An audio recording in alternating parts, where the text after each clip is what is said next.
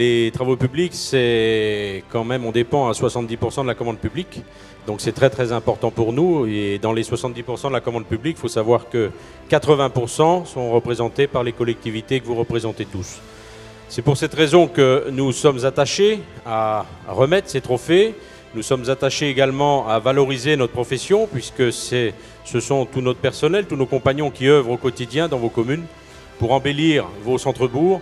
Et je crois que c'est important parce que nous agissons énormément pour la formation professionnelle. Et je crois que nous avons beaucoup de jeunes qui sont quand même embauchés chaque année.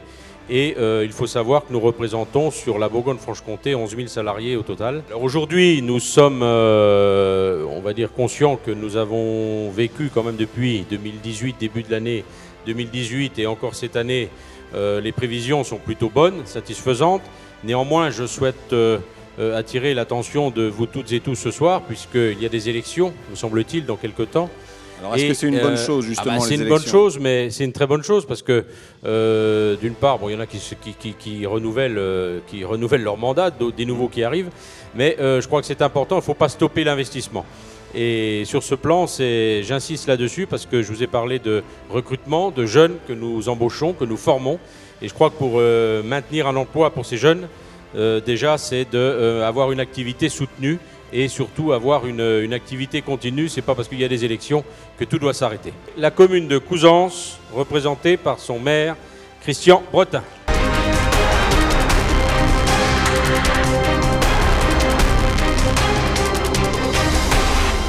Il a fallu dénommer effectivement ce grand territoire que l'on a dû repenser dès 2014, parce que c'était un secteur soumis à des flux circulatoires extrêmement importants, puisque nous nous situons sur une départementale qui voit la présence de pratiquement 2000 véhicules jour. Nous sommes à proximité de 2 zones artisanales, 2 zones pavillonnaires extrêmement conséquentes, d'un gymnase qui reçoit annuellement 50 000 personnes. On a fait un comptage peut-être empirique, mais en tout cas, ce gymnase voit deux événements très forts se réaliser.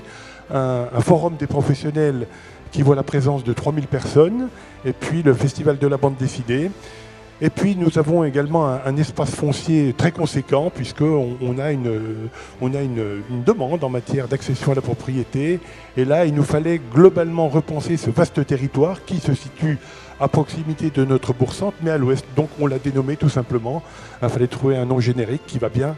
Donc on a dit Cap à l'ouest. C'était une demande de vos administrés, ces travaux ? Oui, effectivement, ces travaux sont l'expression d'une demande, parce qu'il y avait effectivement, je l'ai dit là dans le petit film, il fallait repenser ce territoire sur le plan sécuritaire d'une part, puisque les écoles avec 200 élèves étaient sous-dimensionnées sur le plan sur le plan sécuritaire. Nous avons des trains qui s'arrêtent, donc il y a à peu près une centaine de personnes qui prennent le train quotidiennement, donc là aussi sur le plan sécuritaire on n'était pas bon du tout. Et puis également nos réseaux, nos réseaux étaient très vieillissants, on avait un taux de rendement pour les spécialistes qui était largement en deçà de la moyenne nationale, des réseaux que l'on a profité pour enterrer, à savoir tout ce qui est électrique, téléphone, fibre bien évidemment. Des mains de Monsieur Martin.